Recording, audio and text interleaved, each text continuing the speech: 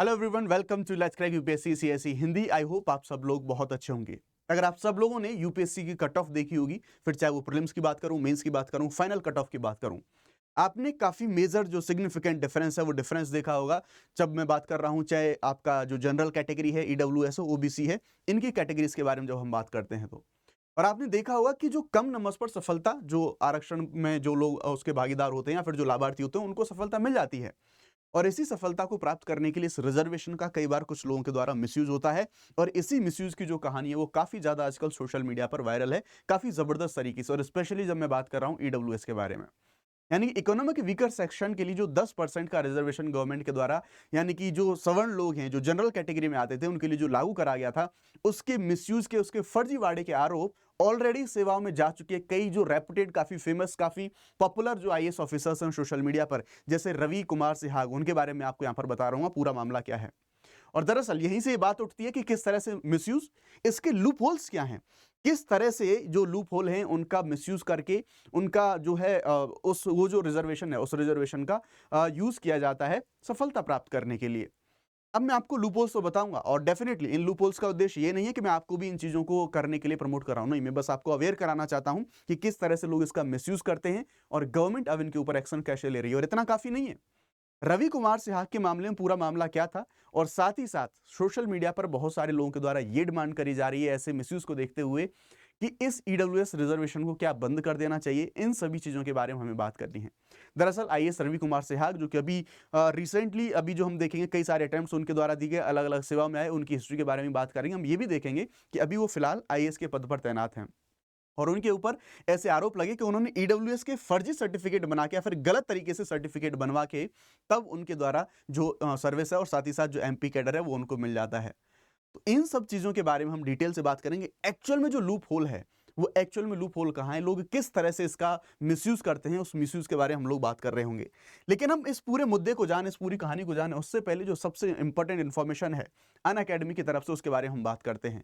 Unacademy हमारे सभी UPSC के लर्नर्स के लिए लेके आया है 19,999 में सभी प्लस कोर्सेज। और इन प्लस कोर्सेज में आप प्रीलिम्स, मेंस, जीए, सीसेट, टेस्ट सीरीज सब कुछ आप एक ही सिंगल प्लेटफॉर्म पर आप सब लोग यहाँ पर अवेल कर सकते हैं। पूरा सिलेबस आपको यहाँ पर होगा, मेंटरशिप जैसी चीज है। और हम यहाँ पर देखेंगे जो क्लासेस हैं, 4 जून से जो सारी क्लासेस हैं, सभी बैचेस की जो क्लासेस हमारी 4 जून से इनमें शुरू हो रही हैं। जो लोग मेंस का एग्जाम जो है उसको टारगेट कर रहे हैं, वो अलग से जो कुछ मॉड्यूलर्स हैं उनको भी आप लोग अवेल कर सकते हैं। और 5,999 में सारा का सारा पूरा जो कंटेंट है मेंस का, वो आप उसे प्रिपेयर कर सकते हैं। जब बात हम करते हैं हमारे जो बैचेस हैं उनके बारे में, तो आप यहाँ पर देखेंगे बाइलिंगुअल के लिए आरंभ बैच है जो कि 2026 को टारगेट करता है, ये 4 जून से शुरू हो रहा है। हिंदी के जो बैच हैं प्रारंभ बैच, ये भी 4 जून से शुरुआत हो रही है इनमें, और ये जो हमारा प्रारंभ बैच है। और यहाँ पर इंग्लिश के इग्नाइट बैच हमारा, यहाँ पर इसके बारे में बात करेंगे, ये भी 4 जून से शुरू हो रहा है। ध्यान रखिएगा, मैक्सिमम डिस्काउंट के लिए आप शुभ 50 ये कोड इस्तेमाल कर सकते हैं, तो आप मैक्सिमम डिस्काउंट पा सकते हैं ना। अब बात करते हैं पूरे मुद्दे के बारे में कि ये पूरा का पूरा मुद्दा क्या है, क्यों इतना ज्यादा काफी चर्चाओं में सारी चीजें बनी हुई हैं। तो आप लोग जानते हैं specially in Hindi medium IAS officer Ravi Kumar Sihag काफी ज्यादा पॉपुलर हैं, सोशल मीडिया पर पॉपुलर हैं, अपने बहुत सारे अंदाज के लिए काफी ज्यादा पॉपुलर रहे हैं। तो हम देखेंगे यहाँ पर इन्हीं के बारे में हम बात करने वाले हैं, इनके अटेम्प्ट्स, इनकी हिस्ट्री क्या, इनके ऊपर आरोप लगाए गए हैं और किस तरह से जो ईडब्ल्यूएस जो लूप होल है उसके मिसयूज करने की बातें हैं वो किस तरह से चलती हैं। तो देखिए, पहले समझने की कोशिश करते हैं पूरा मामला हुआ क्या, उससे आपको बेहतर अंडरस्टैंडिंग मिलेगी। आप यहां पर देख सकते हैं इनकी जर्नी पर थोड़ा सा अगर हम नजर डालें तो 2018 में इनके द्वारा अटेम्प्ट दिया गया, इनको रैंक 337 मिली। और जब इनको रैंक 337 मिली तब इनको इंडियन डिफेंस अकाउंट सर्विस ये सेवा इनको अलोकेट हुई।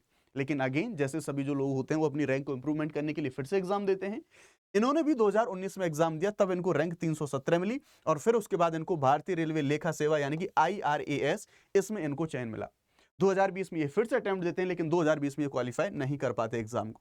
अगेन 2021 में ये अटेम्प्ट दे रहे थे और तब जाके इनको रैंक 18 आई और तभी इनको जो है आईएएस मिला, और फिर इसके बाद इनको एमपी कैडर मिल गया। लेकिन मुद्दा यहां पर कुछ और था। अब चीजों को समझने की कोशिश कीजिए।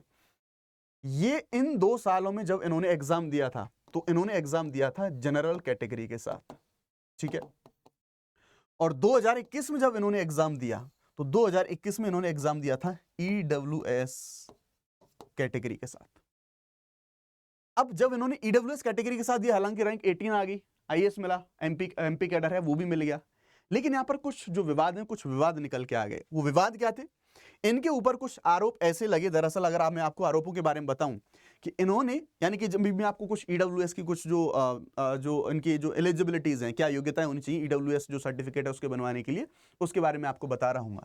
इनके ऊपर आरोप लगे कि दरअसल जो संपत्ति की डिमांड होती है, आय की डिमांड होती है, जिस वर्ष इन्होंने ईडब्ल्यूएस का सर्टिफिकेट बनवाया था, जिस वर्ष इन्होंने ईडब्ल्यूएस का सर्टिफिकेट बनवाया था, उसी वर्ष इन्होंने या फिर इनके फैमिली वालों ने अपनी जो जमीन थी, अपनी जो संपत्ति थी, कुछ अपने रिश्तेदारों के नाम कर दी, उनके नाम पर ट्रांसफर कर दी। ऐसे कुछ आरोप इनके ऊपर लगाए गए। अब यहां पर जिस वर्ष, यहां पर यह भी देखा गया कि जो जमीन ट्रांसफर करी गई थी वो उसी वर्ष ट्रांसफर करी थी जिस वर्ष सर्टिफिकेट बना था, जबकि नियम यह कहता है कि जो आपका ईडब्ल्यूएस सर्टिफिकेट बनेगा, ईडब्ल्यूएस सर्टिफिकेट बनेगा तो उससे 1 साल पहले की संपत्ति और आय उसका ब्यौरा लगना चाहिए, तब जाके ईडब्ल्यूएस सर्टिफिकेट बनता है।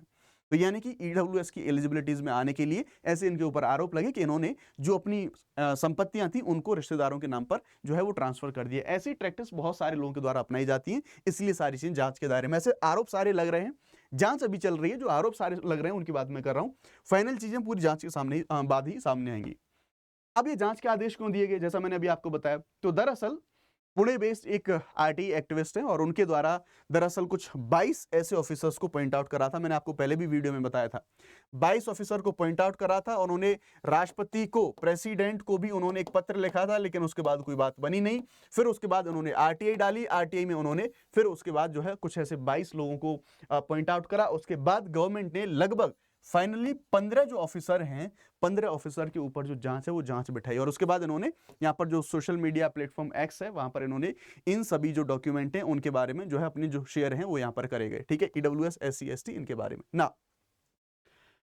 अब जांच किस किस के खिलाफ हो रही है, किस किस के अगेंस्ट में जो सारी जांच है वो हो रही है, वो सारी चीजें पब्लिक तो नहीं, पब्लिक डोमेन में नहीं हुई, लेकिन एक ये जो लेटर है ये काफी ज्यादा वायरल हो गया और इसी लेटर में हालांकि नाम यहां पर जहां जहां नाम लिखा हुआ है ना, रोल नंबर, ईयर का डेट, जहां सारी चीजें लिखी हुई हैं वहां पर चीजों को व्हाइटनर से कवर कर दिया गया सो दैट जो प्राइवेसी है वो सारी चीजें बनी रहें। लेकिन यहां पर सारे जो कंक्लूजन है वो ये निकल के आ रहे थे कि जो ईयर था, जो कैडर था, जो राज्य था इनका, वो देख यही निकल के आया कि ये पूरा लेटर, वो जो पूरा मामला है आईएएस रवि सिन्हा के बारे में ही सारी की सारी चीजें हो रही हैं ना। मुद्दा क्या है, लूपहोल क्या है, समस्या क्या है और जो आरोप है, आरोप क्या लगे, तो जैसा मैंने आपको बताया कि इनकी जो खेती या फिर जो संपत्ति थी, जो जमीन थी, जो सारी, इन्होंने उस जमीन को जो है अपने रिश्तेदारों के नाम पर ट्रांसफर कर दिया था और जबकि और जिस वर्ष जमीन को ट्रांसफर करा गया था उसी वर्ष इनका सर्टिफिकेट बना था। तो ये एक समस्या, जबकि होना क्या चाहिए, नियम क्या कहता है, नियम ये कहता है कि भाई साहब 1 वर्ष पूर्व का जो डेटा है वो लगेगा कि आपकी संपत्ति क्या है और साथ ही साथ यानी कि आपके पास पूरा का पूरा जो आय है और वो आय पूरे परिवार की और जो वार्षिक आय है सभी स्रोतों से जो आय है वो यहां पर कैलकुलेट होती है। इनके आरोप लगे हैं। एलिजिबिलिटी क्राइटेरिया ये मैं आपको बता देता हूं कि किस तरह से इनके द्वारा उल्लंघन करा गया। और दूसरी बात, मैक्सिमम लोग किस तरह से मिसयूज करते हैं इस चीज का। जो आय वाला ट्रांसफर वाला मुद्दा है वो पूजा खेड़कर से संबंधित भी है, उसके बारे में भी आपको बता रहा हूं। तो देखो ईडब्ल्यूएस यानी कि इनके द्वारा उसी वर्ष उसको ट्रांसफर करा गया था, जबकि ईडब्ल्यूएस की क्राइटेरिया में कुछ चीजें और लिखी हुई हैं, यानी कि जनरल कैटेगरी का होना चाहिए, एससी एसटी इनसे नहीं होना चाहिए, यानी कि ऑलरेडी आरक्षण नहीं ले रहे हो। परिवार की वार्षिक पारिवारिक आय 8 लाख रुपए से कम होनी चाहिए। ये तो आपको पता है इनकम सर्टिफिकेट ज्यादातर लोग फेक बनवा लेते हैं, यानी कि कम आय दिखाने के लिए वो लगवा लेते हैं। और सभी स्रोतों से यानी कि वेतन, कृषि, व्यवसाय, पेशा, इनसे आय आएगी।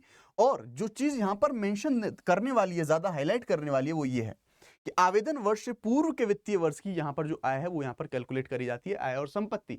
जबकि रवि सिवाक के मामले में यह देखा गया कि जिस वर्ष इन्होंने जो कैटेगरी के लिए या फिर ईडब्ल्यूएस का सर्टिफिकेट बनवाने के लिए जिस वर्ष इन्होंने अप्लाई किया था, जिस वर्ष इन्होंने आवेदन किया था, उसी वर्ष इस संपत्ति को ट्रांसफर कराया गया था। तो ये नियमों का उल्लंघन यहां पर हमें देखने को मिलता है।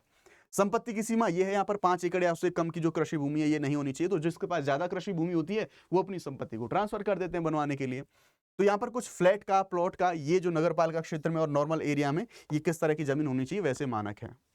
बात जब मिसयूज की करते हैं तो ज्यादातर लोगों के द्वारा इसका जब मिसयूज किया जाता है तो किस तरह से किया जाता है। पहला, जैसा रवि सिवाक के ऊपर आरोप लगे कि मान लीजिए आपके पास जो भी संपत्ति है, कोई फ्लैट है, प्लॉट है, दुकान है, मकान है, कोई जमीन है, संपत्ति है, जो भी वॉटेवर जो भी आपके पास है, जो एक्स्ट्रा बन रहा है, तो उसको आप अपने किसी जानने वाले या फिर किसी रिश्तेदार के नाम पर ट्रांसफर कर देते हैं। अपने नाम पर आप उतना ही रखते हैं जितना इस सर्टिफिकेट के लिए जरूरी है। पहला काम ये करते हैं।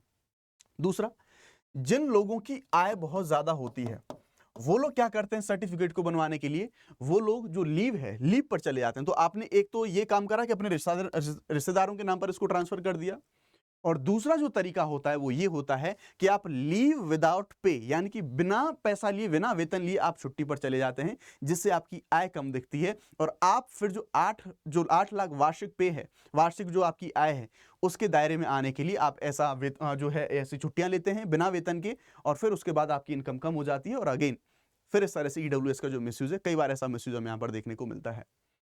पूजा खेड़कर के मामले में भी कुछ ऐसा ही देखने को मिला था। उनके द्वारा जो फर्जी सर्टिफिकेट बनवाया गया था वो भी ऐसा ही। दरअसल उनके पिता जब इलेक्शन लड़े थे तो इलेक्शन में आई थिंक 40-45 लाख की कुछ जो संपत्ति ऐसी घोषित करी गई थी उनके द्वारा। फिर उनके माता पिता का तलाक हुआ, वो माता के साथ रहने लगे, तो उनके द्वारा ये क्लेम करा गया कि मैं तो पिता के साथ रहती नहीं हूँ, सारी संपत्ति पिता के पास ही रहेगी। तो इस तरह से जो कुछ अलग अलग जो तरीके हैं उनका इस्तेमाल करे जाते हैं इस ईडब्ल्यूएस सर्टिफिकेट को बनवाने के लिए। तो ये सारी की सारी जो समस्या है वो सारी समस्या हमें यहाँ पर देखने को मिलती है ना। क्वेश्चन लगता है रिजर्वेशन के ऊपर। अब ये कहीं से कहना कि मान लीजिए कहीं दुरुपयोग के मामले आ रहे हैं, आप कितनी भी बेहतर चीज बनवा लीजिए, डेफिनेटली कितनी भी अच्छी पॉलिसी लाइए, उसके कुछ ना कुछ मिसयूज होते ही हैं। लेकिन इसका मतलब ये नहीं है कि उस पूरी पॉलिसी को खत्म कर दिया जाए, उस पूरे रिजर्वेशन को खत्म कर दिया जाए, डेफिनेटली नॉट। कुछ लूप होल्स होते हैं, कुछ समस्याएं होती हैं, उन समस्याओं को फाइंड आउट करना जरूरी है, उनके ऊपर एक्शन लेना, जैसे गवर्नमेंट के द्वारा अभी एक्शन लिए जा रहे हैं। गवर्नमेंट अगर एक्शन लेगी तो आगे के लिए डिटरेंस बनेंगे, लोग इन चीजों से डरेंगे। अगर जांच होंगी, कड़े आदेश होंगे, तो बाकी जो लोग ऐसे फर्जी वादे करने की कोशिश करेंगे तो आगे उनके लिए एक डिटरेंस क्रिएट होगा। साथ ही साथ ये जो रिजर्वेशन की अवधारणा है, अब कहीं ना कहीं यहाँ पर यूपीएससी पर भी कई बार क्वेश्चन मार्क लग जाता है। यूपीएससी भारत के अंदर एक ऐसा संस्थान जिसकी शुचिता पर, जिसके एग्जाम प्रोसेस के ऊपर काफी ज्यादा भरोसा लोगों के द्वारा किया जाता है। तो अगर यूपीएससी जैसे एग्जाम के प्रोसेस में अगर ऐसे मिसयूज या फिर ऐसे फर्जीवाड़े के मामले आते हैं, तो कहीं ना कहीं यूपीएससी की जो क्रेडिबिलिटी है वो काफी ज्यादा डाउन होती है, फिर उसके ऊपर कई बार क्वेश्चन मार्क लग जाते हैं। दूसरी बात, रिजर्वेशन के ऊपर अगर ऐसे मिसयूज के जो लूप होल्स हैं, अगर बिना जांच या फिर बिना कड़ी निगरानी के अगर ऐसे सर्टिफिकेट बनाए जाते हैं, तो कहीं ना कहीं पूरी तरह से रिजर्वेशन की जो अवधारणा है, आरक्षण की जो अवधारणा है, कि जो एक्चुअल बेनिफिशियरीज हैं, जो एक्चुअल में लाभार्थी, जिन लोगों को ये पूरा का पूरा रिजर्वेशन मिलना चाहिए, उन लोगों तक नहीं पहुंच पाता है। क्यों? क्योंकि गलत लोग इस तरह से मिसयूज करके जो ऐसे सर्टिफिकेट हैं वो बनवाते हैं, और कई बार जो जेन्युइन लोग होते हैं, जो वाकई में बेनिफिशियरी होते हैं, कई बार उनको समस्याओं का सामना करना पड़ता है ऐसे सर्टिफिकेट्स को बनाने के लिए। तो ये सारा का सारा जो मुद्दा है, ये पूरा का पूरा मुद्दा भी हमें देखने को मिल रहा है। हमने समझने की कोशिश करी कि किस तरह से लोग मिसयूज करते हैं। आपका क्या ओपिनियन है, आप मुझे कमेंट सेक्शन में बता सकते हैं। Thank you very much.